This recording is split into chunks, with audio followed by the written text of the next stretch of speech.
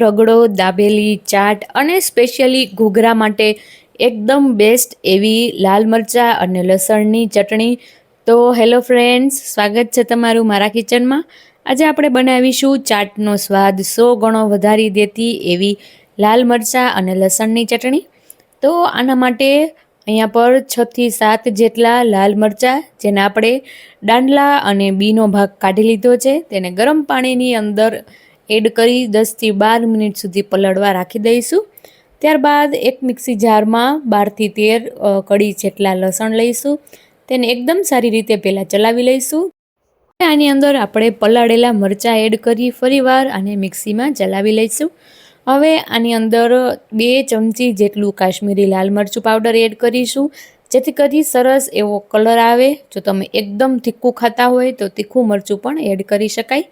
હવે સ્વાદ પ્રમાણે મીઠું અને થોડું એવું પાણી એડ કરીશું અને ફરીવાર આપણે મિક્સી જારને ચલાવી લઈશું. તો અહીંયા પર તમે જુઓ તો સરસ એવી થિકનેસ ચટણીની આવી ગઈ છે. તો આ થિકનેસ જે છે તે પરફેક્ટ છે. કોઈ પણ ચાટ કે પછી રગડાની સાથે ખાવાની ખૂબ જ મજા આવે છે. જો તમે આવી રીતે સિમ્પલ રેસિપી ક્યારેય ટ્રાય ના કરી હોય તો એકવાર જરૂરથી ટ્રાય કરજો. આપણે ઘણીવાર ઘૂઘરા કે રગડો ખાવા જઈએ ત્યારે એમ થાય કે આ લોકો જેવી ચટણી બનતી જ નથી, પણ એકવાર તમે આ રીતથી ટ્રાય કરી લેજો.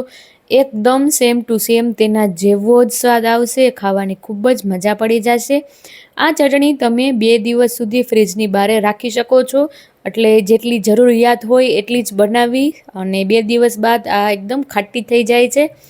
અને જો તમે ફ્રીજમાં સ્ટોર કરીને રાખતા હોય તો એરટાઇટ કન્ટેનરની અંદર અઠવાડિયા સુધી આરામથી રહી શકે છે.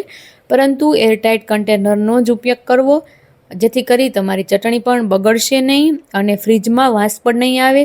જો કન્ટેનર લીક હશે તો આખા ફ્રીજમાં લસણની સ્મેલ બેસી જશે.